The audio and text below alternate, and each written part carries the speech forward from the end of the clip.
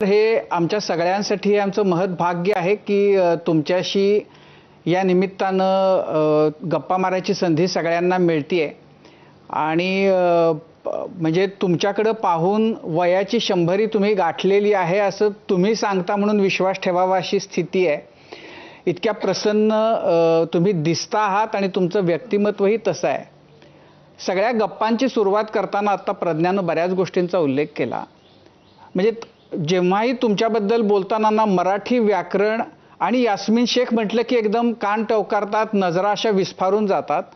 त्यात पुन्हा तुमचा जन्म नाशिकचा, तुमचं शिक्षण पंढरपूरचं, तुमचं काम औरंगाबादमध्ये, मुंबईमध्ये, आता पुण्यामध्ये खूप मोठा प्रवास तुम्ही पाहिलेला आहे, केलेला आहे आणि मराठीमधली स्थित्यंतर तर तुम्ही गेली जवळपास 80 वर्ष अगदी डोळसपणानं बघता आहात।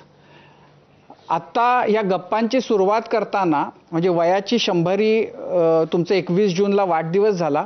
तुम्हाला आता सगळ्यात आनंद देणारे प्रसंग किंवा असं काय जाणवतं मागे वळून बघताना? पंढरपूरच्या आठवणी, पुण्यातल्या आठवणी, काय तुम्हाला सगळ्यात भावणारे कोणते क्षण आहेत? अनेक क्षण आहेत। एक म्हणजे माझे आई वडील, म्हणजे आम्ही त्याला पप्पा आणि मामा असं म्हणत होतो। तर ते मराठी बोलायचे।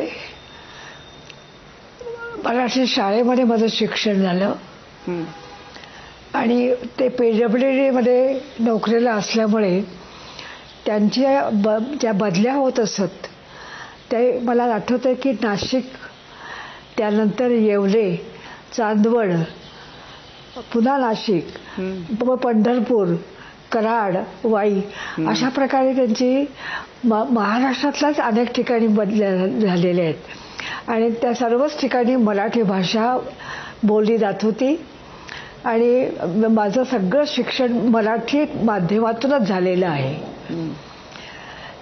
तर त्यामुळे पंढरपूरला जेव्हा पप्पांची बदली झाली त्यावेळेला आपटे स्कूलमध्ये त्यांनी माझं नाव नोंदवलं। तेव्हाच्या मराठी दुसरीमध्ये मी होते, म्हणजे आताची 6वी। तिथे कोणीही भेदभाव केला नाही, जीव म्हणून कोणी काही भेदभाव केला नाही। सगळे शिक्षक आणि सगळे विद्यार्थी माझ्याशी मायेनं प्रेमानं वागायचे हे मला आठवतं।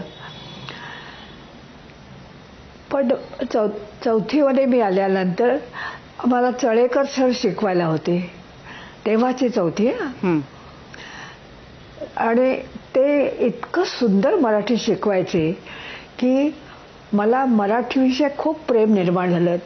त्याच्या आधी मी 3रीमध्ये असताना सुद्धा शालेय मासिकामध्ये माझ्या कथा येतच होत्या। अच्छा। आणि त्या विद्यार्थ्यांना, शिक्षकांना सुद्धा आवडायच्या। पण भाषेबद्दलचं प्रेम जे म्हणतात ते चळेकर सरांनी माझ्यामध्ये निर्माण केलं। आणि मला एक आठवण अशी आहे की एकदा परीक्षेमध्ये त्यांनी काही मुद्दे दिले होते आणि गोष्ट लिहा असं म्हटलं होतं। बाकीच्या सगळ्या विद्यार्थ्यांनी गोष्ट लिहिली पण मी लघुकथा लिहिली आणि ती लघुकथा त्यांना इतकी आवडली की त्यांनी सगळ्या विद्यार्थ्यांना वाचून दाखवली आणि मला 15 पैकी 16 मार्क दिले, एक्सलंट शेरा दिला आणि त्यांना कथा खूपच आवडली, म्हणजे ती लघुकथा होती। तर असं प्रेम त्याने निर्माण केलं आणि इतकंच नव्हे तर त्यांनी प्रोत्साहन दिलं सर्व प्रकारचं आणि त्याचा परिणाम चांगला झाला। ते मला अनेक पुस्तकं भेट द्यायचे वाचायला आणि तुम्हाला आश्चर्य वाटेल पण आमच्या घरी खूप मराठी पुस्तकं पेटारे भरून, तेव्हा कपाटा नव्हती पण पेटारे भरून मराठी पुस्तकं होती। त्यामुळे हरिनारायण आपटे, नाथ माधव असे त्यावेळेस लेखक किंवा नासी फडक्यांच्या काही कादंबऱ्या, वि.स. खांडेकरांच्या कादंबऱ्या, गद्र माडखोळकरांचं लेखन, अनंत काणेकरांचे लघुनिबंध असे खूप मी वाचले आणि तेव्हापासूनच मला